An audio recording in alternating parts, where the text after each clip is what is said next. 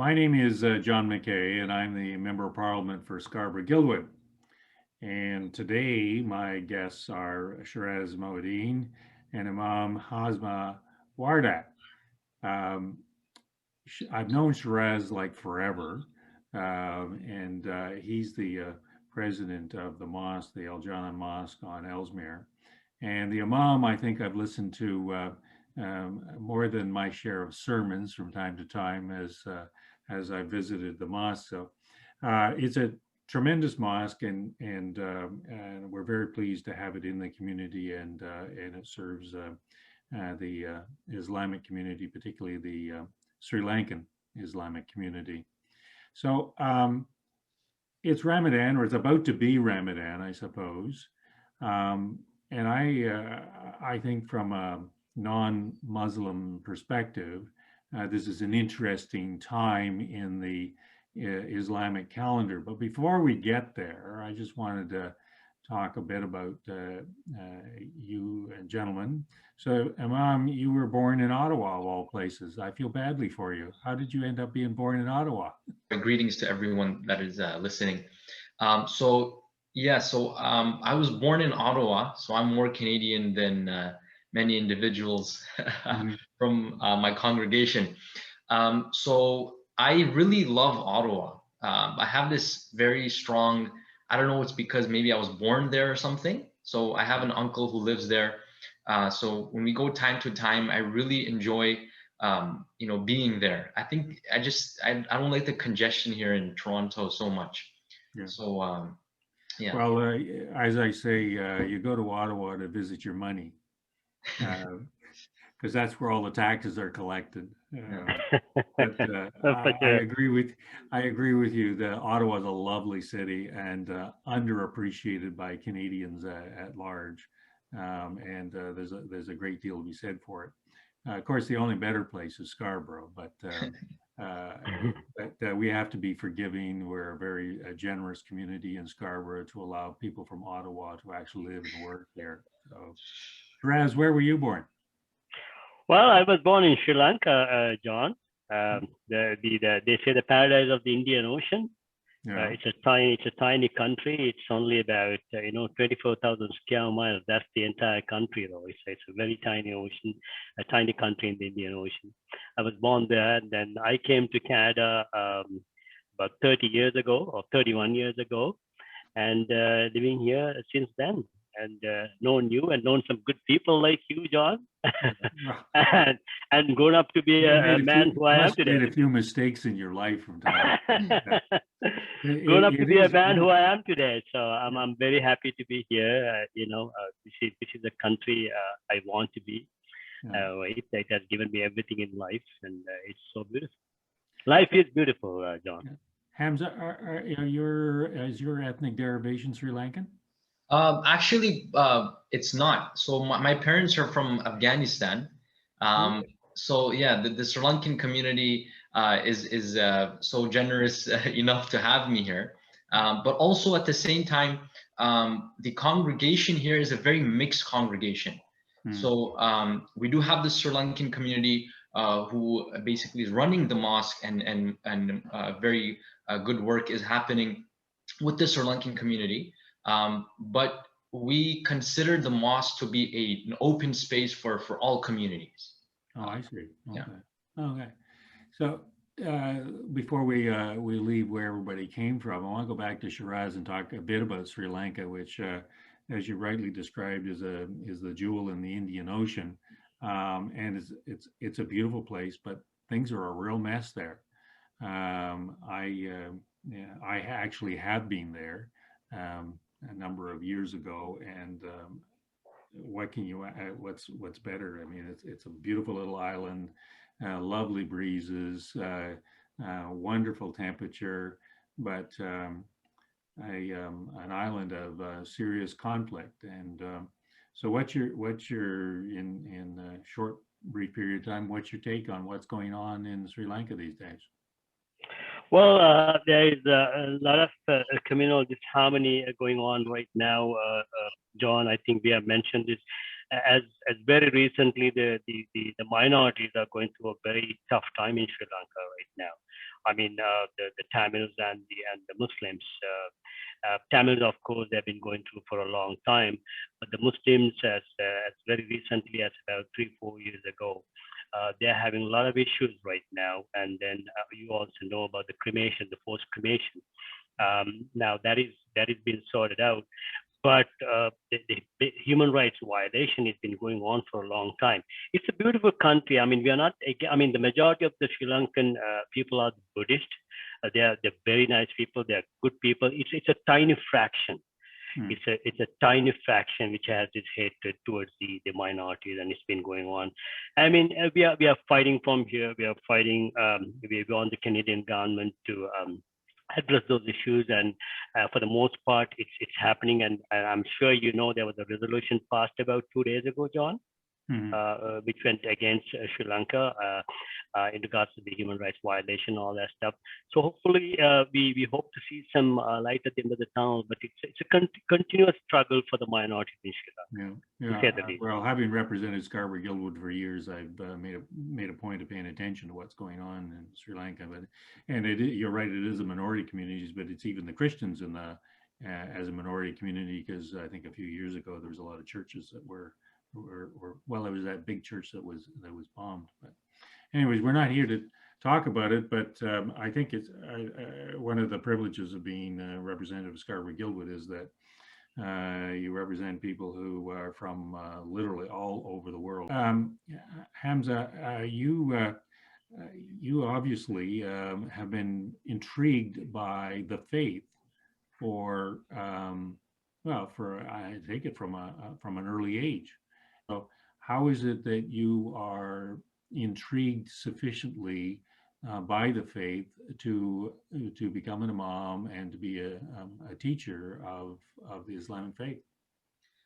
First of all, I would have to give the credit to God for inspiring me. Number two would be my parents. So my father specifically, he had this desire for his kids to be involved with the Islamic faith and to try to be a means of or a tool of good for others. So it's not just me, actually. My brother is an imam at Abu Bakr Mosque, Scarborough Muslim Association, which is not too far from here. So that's Imam Shuaib. And then I have a younger brother who's also an imam at Masjid Zakaria, which is not too far from here as well. Near this is the family business, is it? you can call it that, yeah. So it's been an inspiration from the very beginning, and at the same time, it's very rewarding in the sense that as you probably went through my short biography there as well, that I'm also studying social work at Ryerson University. So social work I've been actually doing from the beginning of being an imam. So just helping others, assisting others with whatever difficulties they have, be it religious, be it at times even providing resources. And it's very fulfilling, very rewarding to be an imam. And especially from a religious perspective, we are told that helping others, it's so rewarding in this world, and we also believe in the next as well. Right. And the in Christianity, they talk about pastors will talk about in effect being counselors. Are you finding yourself as both a preacher and a counselor? As a matter of fact, yes, I do. I tell people, an imam is everything. At times he's a doctor. At times he's a counselor. It's one of the reasons I took up social work at Ryerson University. I really felt that I need to, get some more tools to be able to provide better services to the community. And what are the unique problems that the pandemic has brought on in the community that you're counseling? The first, probably most important issue that has occurred is the lack of spirituality. So many people, many congregants especially, found a very, a place to call home at the mosque. They found a community that they could always reach out to. There was a lot of, love and affection here at the mosque, and that was suddenly just cut off. They're suddenly at home. They can't come to the mosque. They can't approach people so easily, their brothers and sisters that were here in the congregation. So that was, I find, to be a very difficult thing that occurred, which led to other issues like some youngsters that approached me. I'm also a youth coordinator here as well. So going through things like issues at home, family issues, issues with parents, at times just even mental health issues. Some of them are going through depression because they don't find that community feeling anymore. It's a very individualistic type of situation right now for everyone. I suspect that that's not unique to the various faith communities in the larger city of Toronto, where in truth faith is largely practiced in community. You know, where two or three are gathered together, there am I in the midst of them. So it's interesting. You should describe it as a spiritual. Oh, maybe not a crisis is not quite the right word, but certainly a deprivation of people's spiritual underpinnings, and unique, I suppose, in some respects to communities that are new to the country. This has been this is a community where you worship, but you also interact socially. So, Shiraz, is that your experience as well? The deprivation of the gathering together. Yeah, in this time of the, of course, John, with COVID-19 in play, that's the issue we are facing right now, because a lot of our congregants, they like to come to the mosque. You know, we have a full mosque, as you have seen on Fridays, on the congregation, Friday congregation. We can't do that anymore for the last 1 year. And then on top of that, our revenue stream, John, our revenue stream has really gone down because we rely on those donations. We rely on those Friday kid collections, and even the members. I mean, we do have a strong membership base. We do get the membership fee, but with people without jobs, and we can't even force them to pay right now. So those are the dilemmas we are facing. But hopefully, we'll see some light at the end of the tunnel. I'm hoping that this ends soon, and we were able to open the mosque and get everybody. Back to Hamza, have you been able to adjust your preaching to virtual preaching? Are you doing that, or how does that work for you? Yeah. So with regards to preaching, yes, we have been adjusting through online virtually. So that would be an alternative, which doesn't kind of cut it for many individuals, right? Like they would be on their phone watching, so you don't feel that same vibe, when you're with the community and everything like that. But yeah, we basically do have sermons and lectures being conducted online, especially in the month of Ramadan. There will be numerous. It gives you a lot more time to prepare, though. True. That's correct. Yeah. So you did mention Ramadan. We are coming up. Coming up to Ramadan? So if you were trying to explain what Ramadan is to somebody who was dropped in from Mars or Ottawa, for that matter, how would you explain it?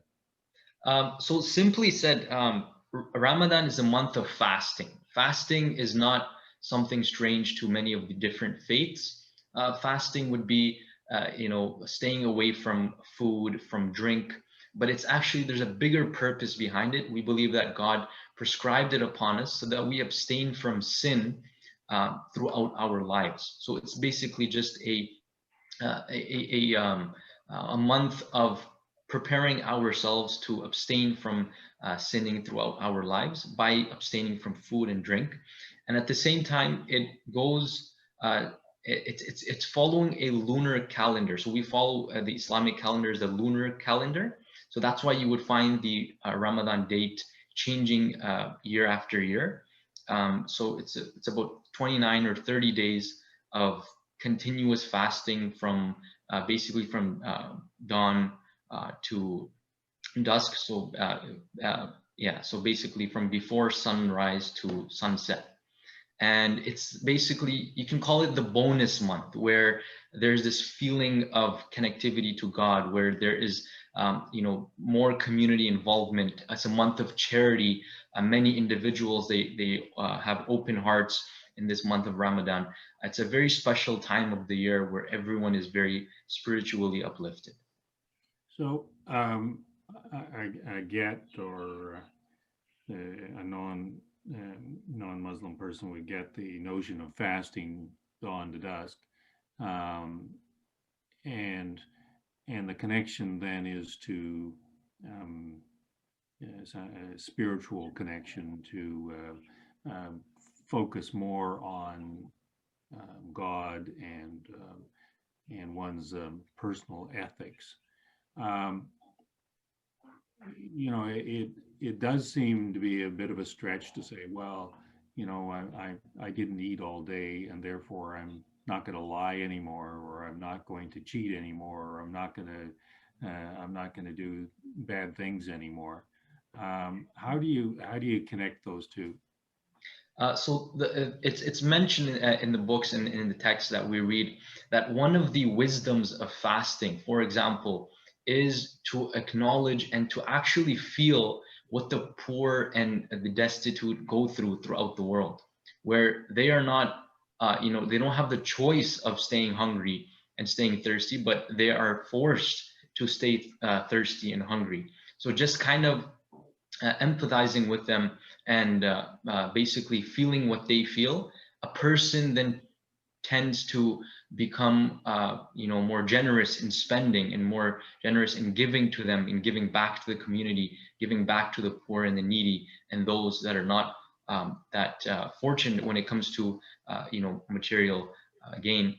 But also at the same time, when a person basically abstains from these desires, we believe that abstaining is a means of getting connected to God. So because we believe that it is the command of God, so a Muslim many times, if he's practicing, if she's practicing, if they're practicing, then they would make their effort to not cheat or not lie or things like that. But at times you do have, for example, when I was in public school, you'd have a kid quickly come in and see around the water fountain, if no one's looking around, quickly get a sip or two.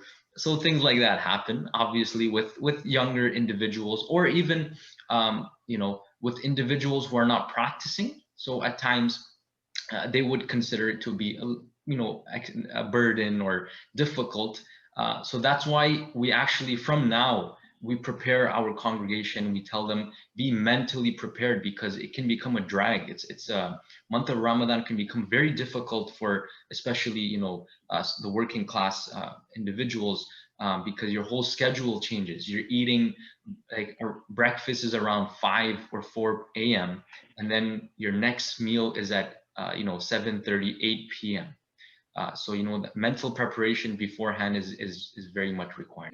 So you have this period, and actually that's an interesting explanation from the standpoint of identification with people who don't have a choice about eating and drinking. This is their daily existence, and then the second principle being that this refocuses your mind away from your daily experiences of how much money you can make, or how many activities you can participate in, or how many this or that's you can do, to a much more elevated exercise of looking to and identifying with your creator. So that's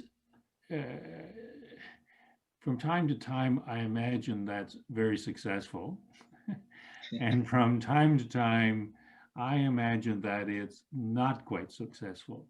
So what do you say to those who, for want of a better term, fall off the wagon? Yeah. So basically, it depends on faith. So the stronger a person's faith would be, and faith, we believe, becomes stronger through reminders. God mentions in the Quran that reminder is beneficial. So reminders through sermons, reminders through lectures, which again, so because of COVID, more reminder, more mental preparation will be required from everyone to not fall off. And basically, whoever is fasting, whoever is in the habit, and it's such that in the month of Ramadan, we also believe that there is, it's like a different feeling, because we also believe that the devils are actually chained up in the month of Ramadan, and it's a month where a person is more inclined towards good. So usually falling off only occurs after Ramadan is over. So you'll find, for example, in the month of Ramadan, where the mosque was usually full with congregants and people coming in, but then after Ramadan, people would then kind of fall off because that spiritual boost is not there. So that's why we always remind the congregation that we should not consider Ramadan to be just the time for worship in the year and then leave worship the rest of the year, but try to continue with whatever little we can the rest of the year, and then Ramadan just increase that so that we don't fall off. So I should be dealing with Shiraz during Ramadan and don't deal with him after Ramadan. Is that or maybe So Shiraz, you're a practicing Muslim. You take this seriously. You're involved with the community quite extensively. How do you experience Ramadan? Oh, it's an excellent time of the year for me, and I really look forward to this, and especially I've been fasting. I remember since about age 8, I've been fasting nonstop. So I love this holy month of Ramadan, and also in particular at the mosque, John. I'm sure you have been there once. We do an iftar program. At when the breakfast, we do cater for about 500 people. In the masjid, and we have been doing this for the last 10 years. It's very unfortunate that we couldn't do it last year, and even this year it's the same thing. And This is the that one kind of parking lot, isn't it? no, it's no. We get people inside actually. Oh, inside. We Okay. do two things actually. We get there is the sunset prayer. So people come in, we give them water and dates to breakfast, and then they do their prayer, and then we feed them. We feed all these 500 people for all 30 days. It varies. Sometimes it goes from between 400 to 500. Weekends it's always a lot. These are people, who has no time to cook at home. They are either working, and some people they find it difficult during the month of Ramadan. So they come to the mosque with the family, and they do their breakfast in the masjid, and then they do their prayers, and they go home, and then they come back for the second prayer, the larger prayer in the evening. So we will not be able to do it last year, John. That bothers me. But then again, it's COVID. There's nothing we can do about it. Even this year, right now, they have allowed 15% of the capacity. We at the board level, we are having a meeting this week. So we are going to decide as to what we are going to do. Maybe perhaps we might have a drive-through iftar. Kind of people can drive in, we might give them food, or we might come up with some other alternatives, because we have to make sure that we follow proper protocols and guidelines. And at the same time, we can only take 15% of the capacity. Now you can imagine the breakfast time, if there are 500 people coming, our whole capacity is only 500, so we can only take about 125 at a time. No, even less than 100, about 75 at a time. So it's a kind of a challenge we have right now, John, but hopefully, as I told before, we hope to see some light at the end of the tunnel. Even on top of the iftar, we also distribute some dry rations for needy families, John. We have been doing this for the last X number of years. I think even last year, with COVID in play, we gave almost about 500 packs of dry rations to the needy family in the area. So we are hoping to do that this time as well. When I've been talking around the community, the biggest growth industry in Scarborough-Guildwood these days is helping out with people who are short on cash for food. And the other problem has been that food is becoming more expensive. As It is. It is. Yeah. It is. But let me just wind up with this. Um, the government of Canada, as you know, has been fighting the good fight for a while now, and of course we're getting some vaccines in, not nearly as fast as we would like, not as many as we would like, but we're getting some in.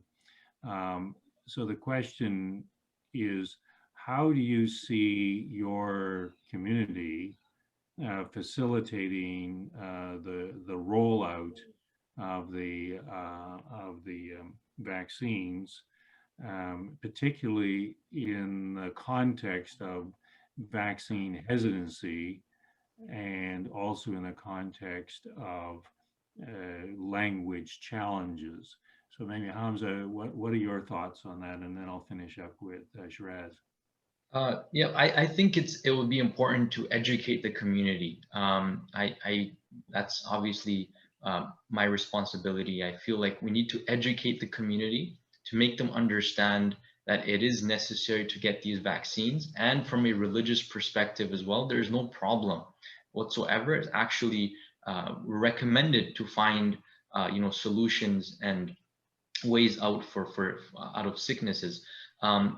Because unfortunately, like you said, there's this hesitancy because of people basically jumping on those conspiracy wagons and things like that. So it is a responsibility to educate them.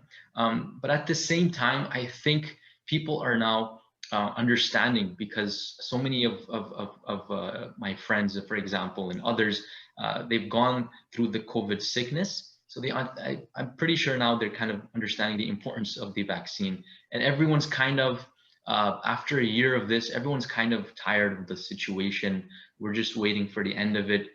So hopefully, I do feel like we'll have a positive reaction. Yeah, I completely agree with you.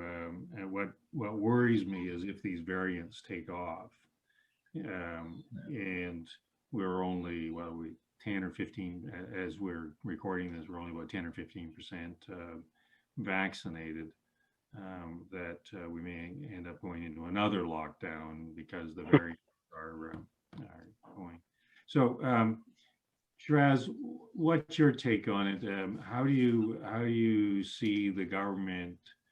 How could the government, in effect, do a better job, or how could the community do a better job with respect to making sure that everybody gets access to these vaccines? I mean, as you all understand, logistics has always been an issue. But what I see today is, John, I mean, if you talk about a few years ago, there's always this reluctancy among our community that they don't want to take any vaccines because of the side effects, because of all the stuff which goes on. But today, I see that positive vibe among the community. Everybody wants to take that vaccine. I see that I've talked to a lot of people. They want to take the vaccine, but it's all about the timing. I think if the government can do a better job in terms of logistics, if it can be available freely, because I have a 72-year-old my mother-in-law who's with me, and she has not taken the vaccine as yet, and she's still in the line. I think I'm hoping to make a phone call one of these days to get the vaccine. She's eagerly waiting to get the vaccine. So as Maulana Hamza said, there's a lot of positive vibes. I mean, not unlike before. People are ready to take the vaccine, and they're ready. It's a matter of government making it easy to have this vaccine in place in due time. Well, I appreciate both of you talking to me. I do see this vaccine rollout as a kind of a mutual undertaking on the part of the communities, smaller communities, but also the larger Canadian community, and clearly your influence in your local community counts for a lot. People might be polite to me, but they won't necessarily listen to me. They'll be polite to you, and they will listen to you.